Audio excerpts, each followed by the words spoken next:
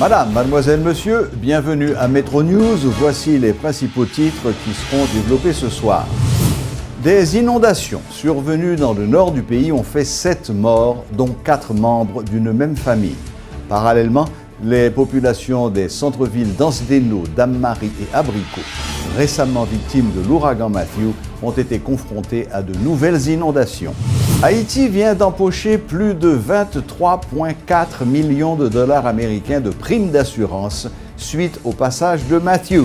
Cette somme a été octroyée par la firme d'assurance de la Caraïbe, CCRIF. Clôture hier dimanche du Jubilé de la Miséricorde de l'année 2016, organisé par la Conférence épiscopale d'Haïti. La cérémonie s'est déroulée au stade Silvio Cator en présence du président provisoire Josué Rivère et des hauts dignitaires de l'Église catholique. Le Centre d'opération d'urgence nationale, COUN, fait état d'un bilan partiel de 10 morts dans les départements touchés par les récentes inondations. Ces inondations ont touché au moins 15 communes des départements de la Grand'Anse, du Nord, du Nord-Est et du Nord-Ouest. Les pluies qui ont commencé dans la nuit du 5 au 6 novembre 2016 furent occasionnées par un creux de surface, expliquent les responsables du Système national de gestion des risques et désastres. Parmi les communes touchées figurent Cap-Haïtien, Limonade, Quartier-Morin, Incu-du-Nord, Port-de-Paix, Anse-à-Folleur, Ouanaminthe, Ferrier, Caracol, Trou-du-Nord, Perche, Jérémie, Dame-Marie et Abricot. Le centre-ville du Cap-Haïtien et ses sections communales ont été particulièrement touchés par le déferlement des eaux sauvages, aggravé par le ravinement des mornes et par la montée des eaux de la rivière du Haut-du-Cap. Le bilan total et provisoire s'élève à 10 morts pour les 4 départements touchés. Récemment victimes de l'ouragan Matthew, les populations des centres-villes d'Ansdeno, Dame-Marie et Abricot ont été confrontées à de nouvelles inondations. Des équipes du ministère des Travaux publics s'évertuent à remettre en état les tronçons de route endommagés par les éboulements. Dans le cadre d'une interview exclusive accordée à Radio et Télémétropole ce lundi, le directeur de communication du ministère de l'Intérieur, Albert Moléon, a fait savoir que des instructions ont été passées aux différents délégués départementaux concernés afin qu'ils prennent des dispositions pour venir en aide aux sinistrés. Cependant, la pluie continue à tomber jusqu'à qu'on y en a parlé là, surtout dans le niveau Cap-Haïtien.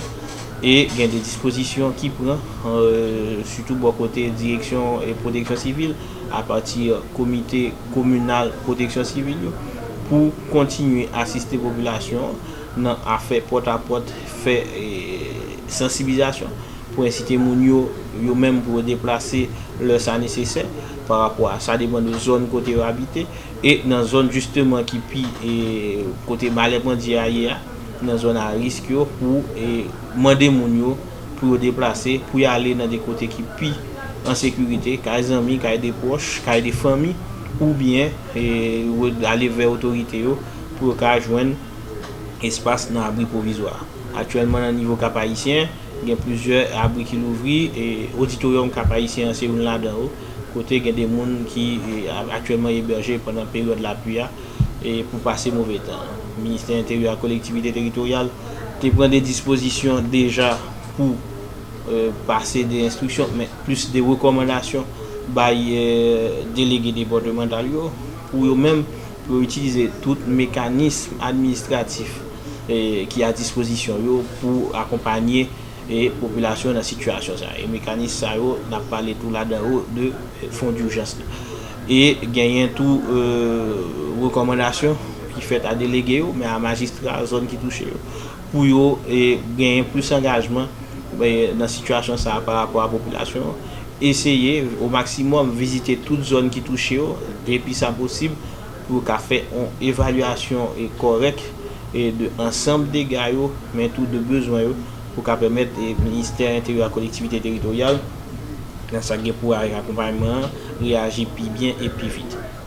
Déjà hier dimanche là et des camions qui étaient quittés Port-au-Prince qui arrivaient déjà sous département ça nord, nord-ouest et nord-est en plus de ça qui était déjà prépositionné et en façon pour alimenter de l'eau, manger monde qui dans nécessité, mais en particulier surtout monde qui n'a abri provisoire dans le moment où on a parlé là et que la pluie continue à tomber.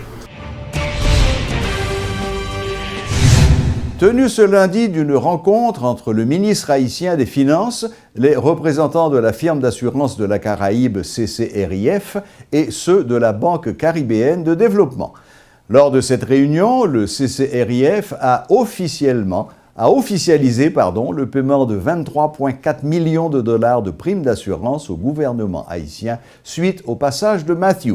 Cet argent est destiné à apporter des réponses concrètes dans les zones touchées par cette catastrophe naturelle, selon le ministre Yves-Romain Bastien. Reportage, Luckner Garot et Berno Augustma. Si vous vous posiez des questions sur la capacité de l'État haïtien à honorer les promesses faites vendredi par le président Privert, sachez que l'argent est déjà disponible et ce, depuis le 17 octobre. 23,4 millions de dollars, c'est la prime dont a bénéficié Haïti de la part de la firme d'assurance de la Caraïbe, CRIF, suite au passage de l'ouragan Matthew. Cet argent a permis au gouvernement de déployer des équipes des TPTC sur le terrain notamment pour rétablir les communications avec les zones affectées, révèle le ministre Yves-Romain Bastien. Que nous prenons environ, on mettait l'engoutte, nous allons comprendre plus de 2 millions de dollars calvaire, travaux publics 153 millions pour aller ouvrir route, pour des machineries, pour des équipements, mettre gaz, ouvrir route, nos perspectives pour nous ouvrir communication à travers le pays. Il faut que nous ayons fait travail à haute intensité de main-d'œuvre, c'est-à-dire nettoyer la rue, nettoyer sous les jardins. Nous importer la semaine dernière, vendredi dernier, ça nous relève par exemple une bâche pour autour de 248 000 dollars. C'est la Banque caribéenne de développement qui s'assure de la contribution d'Haïti au CRIF depuis 5 ans. Sans faire de bruit, la CFD appuie le gouvernement haïtien dans plusieurs domaines. À la fin de l'année fiscale, la Banque caribéenne de développement aura décaissé 46 millions de dollars en faveur d'Haïti. 200 000 seront octroyés à la Croix-Rouge haïtienne pour la gestion post-Matthew, indique le ministre des Finances. Le banque nous dit que la banque 200 000 dollars à la Croix-Rouge américaine, nous disons pas Haïti, la bali ou à gouvernement ou à Croix-Rouge haïtienne. Je suis d'accord pour faire et il y a signé déjà la Croix-Rouge va signer pour apport de 200 000 dollars qu'elle joindre Haïti. Parce que nous connaissons un paquet de barrières entourées, combien elle cherche pour Haïti et qui va nécessairement venir là. De nombreuses promesses de certains partenaires ne sont pas encore tenues aujourd'hui, déplore le grand argentier de la République. Le gouvernement se trouve donc dans l'obligation de partir à la recherche de fonds. Des discussions sont en cours avec la BID, la Banque mondiale et le FMI, souligne Yves-Romain Bastien, qui promet une reddition de comptes systématique à la population. Nous avons négocié avec le Fonds monétaire international un prêt d'environ 40 millions de dollars, c'est-à-dire un taux d'intérêt de 0%. Nous discutons avec la BID qui initialement te promet 30 millions de dollars devant ample catastrophe. Nous négocions avec lui, il promet 110 millions de dollars. Avec la Banque mondiale, on est à ce stade, côté que en dehors d'autres supports ou bien de programmes que rien, il y a dédié environ 120 à 130 millions de dollars pour programme ça à tout. La firme d'assurance de la Caraïbe, CRIF, a donc apporté la première vraie contribution financière à Haïti quelques jours après le passage de l'ouragan. Une action saluée par le ministre Bastien. Avec 8 millions en 2010 et 23 en 2016, Haïti aura été jusqu'ici l'assuré pour lequel CRIF a fait le plus grand décaissement, soit 46% de tous les paiements réalisés pour l'ensemble de ses 16 clients. Depuis le 5 novembre, des pluies diluviennes tombent sur la région du Nord et sur le Cap en particulier, provoquant des inondations effrayantes. Nous venons d'essayer de contacter notre correspondant au Cap, M. Ken Das.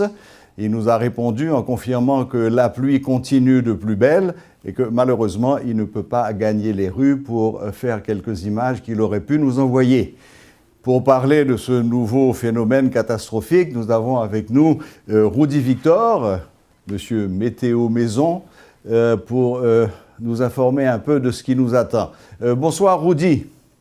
Bonsoir Serge. Rudy, bon, depuis le 5, la pluie va jamais suspendre tomber sur la région au Cap là.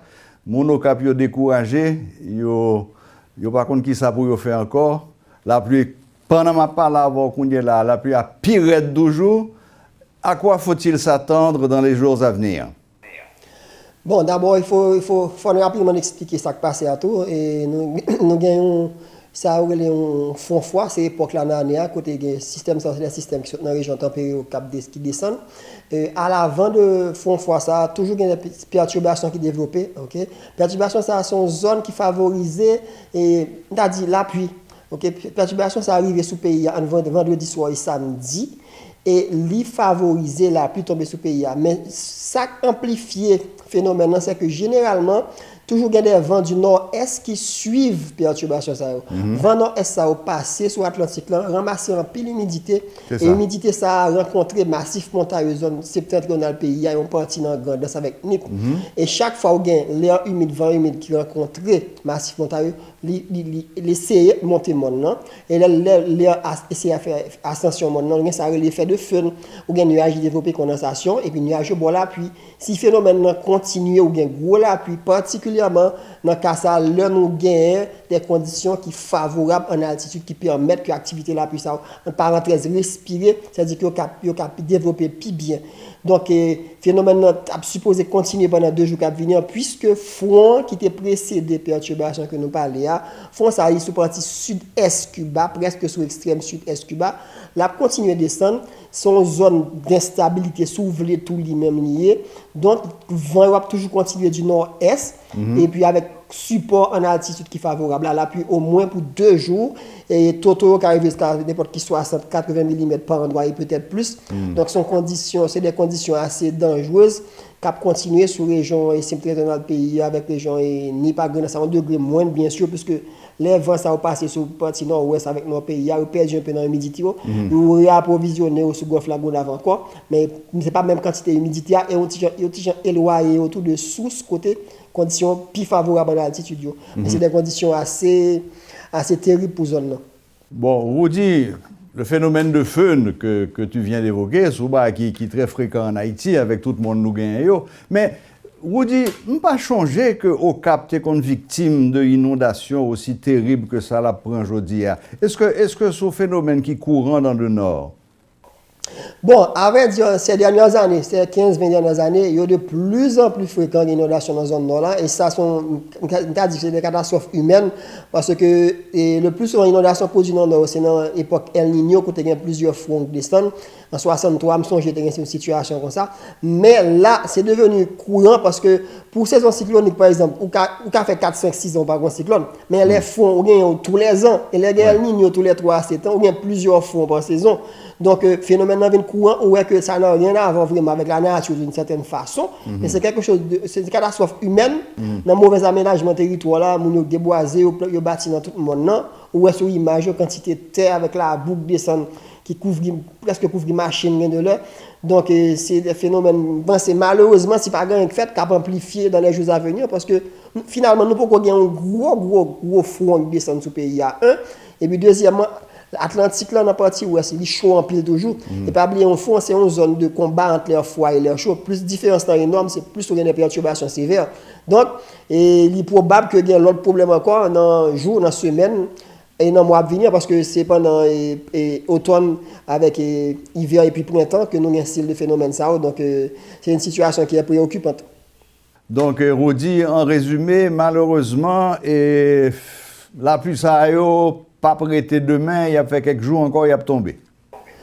En principe, jeudi à demain, nous avons la pluie encore. Mercredi, qui a commencé mercredi et jeudi, mais il est probable que d'ici le week-end encore, qu'il y ait des petits problèmes à nouveau. Mais on dit que l'Ibral commencer à calmer entre mercredi et jeudi. Tu as supposé qu'on va calmer entre mercredi et jeudi, puisque vent au lieu de nord-est, on parle est, comme c'est le cas le plus souvent. Donc ça a réduit quand il y a humidité qui a privé sous zone. Heureusement. Ok, Rudy, merci. Bon, je dis merci de ces bonnes nouvelles, parce que les nouvelles sont pas bonnes, mais au moins, on apprend qui ça capte. Comme on dit, un phénomène naturel n'a pas pour vocation de se transformer en catastrophe naturelle. Et c'est ça qui a privé nous, parce que nous ne sommes pas préparés pour ça. Oui, généralement. Et puis, autre chose aussi, il faut toujours qu'il y ait nos yeux ouverts, parce que c'est un cyclone qui est venir. Et il y a certaines indications qui fait que qui t'a laissé penser que li probable que tu as gagné un bagage qui t'a formé sur partie ouest meilleur Caraïbes là, c'est là généralement formé au mois de novembre et généralement les formé dans zone ça c'est toujours dans partie sud front yo et yo toujours une tendance à remonter vers le nord et le nord-est. Donc ça veut dire que si ça t'arrive ces zones Jamaïque qui monter sur Cuba et espérons que si ça t'arrive ne pas dire gain privé et que c'est assez loin de nous. De toute façon, il est encore tôt, c'est quelque chose qui pourrait arriver si c'est le cas dans une dizaine de jours, ben un petit peu plus. Donc il est encore tôt, on a avisé mon si tu as un bagage vraiment que tu as fait. Oui, bon, enfin c'est vrai que saison cyclonique là beaucoup fini, c'est fin novembre, n'est-ce pas? C'est 30 novembre, c'est ça. Octobre-novembre, ok. Eh bien, on souhaite nous prendre fin saison cyclonique ça, sans pas qu'on d'autres catastrophes encore. Merci beaucoup Rudy, à très bientôt. D'accord. La campagne électorale est relancée. Les candidats à la présidence se lancent à nouveau dans la campagne électorale et se montrent confiants quant à la réalisation du prochain scrutin. Durant le week-end écoulé, la candidate de Formy-Lavalas, Maryse Narcisse, était à Pétionville. Edmond Supplice-Bozil, quant à elle, était dans l'Artibonite. Moïse Jean-Charles et Jovenel Moïse, actuellement dans le Nord, frappés par les inondations, des partisans de Jude Célestin ont rencontré la presse ce lundi. Nous-mêmes, groupe étudiants qui sont dans l'université privée, nous décidons de courir candidat à la présidence Jude Célestin à toute équipe liée. Et nous avons invité nous tous qui l'a fait même gens avec nous, parce que c'est qu'on fait qui fait yo. Puisque Jude Célestin c'est lui qui qu'on fait, nous voulons oser avec lui. Et nous voulons répéter avec lui, yon jeune, yon métier, yon avenir.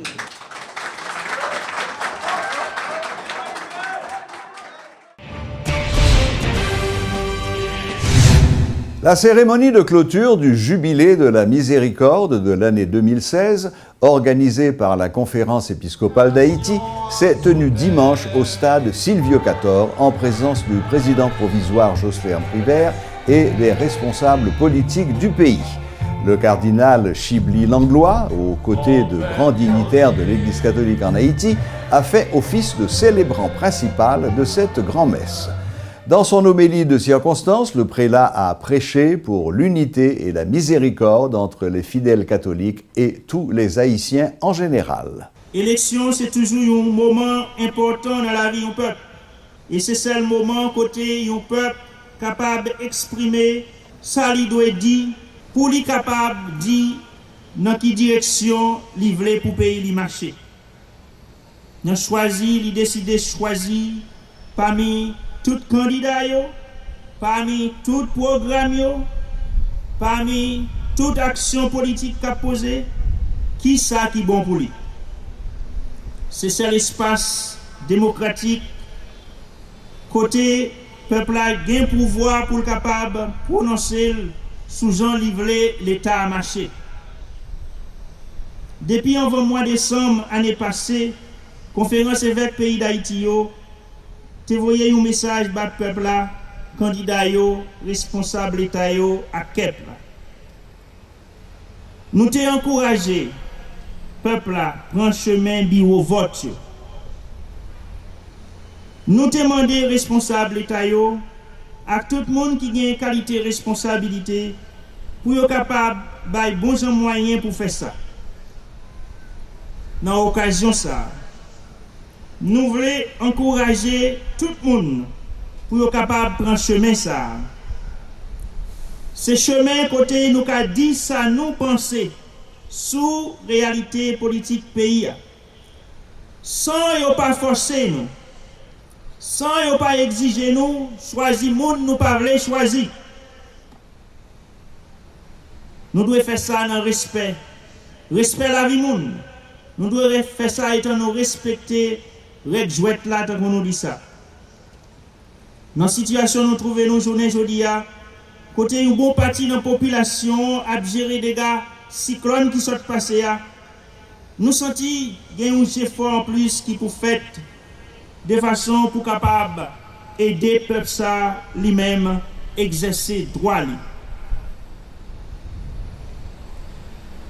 Nous quoi expérience que nous faisons dans la dernière élection doit inviter nous pour nous dire dans l'occasion ça, l'État bon pour candidat yo signer un contrat pour yo entendre pour yo parcourir prendre devant dans bail résultat à l'avance. Mais pendant y a veillé sur le processus élection pour yo ton organisme électoral là qui seul mandaté selon la loi pour proclamer résultat yo.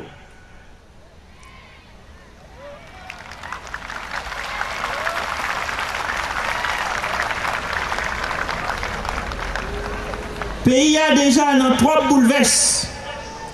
Élection yo pas doué tourner une occasion pour faire entrer dans plus bouleverses.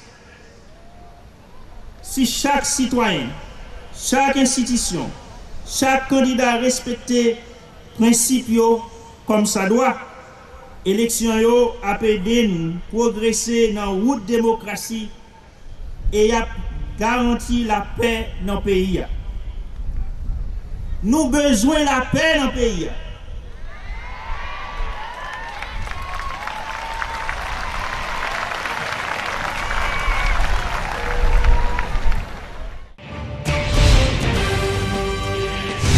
Lancement ce lundi par le ministère de la Culture de la 3e édition de la conférence régionale caribéenne de psychologie.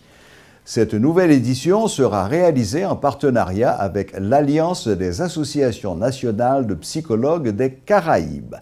Elle se déroule cette année au Caribé Convention Center du 7 au 11 novembre sous le thème « La promotion de la santé dans les Caraïbes dans le contexte du multiculturalisme et du multilinguisme, défis et opportunités ».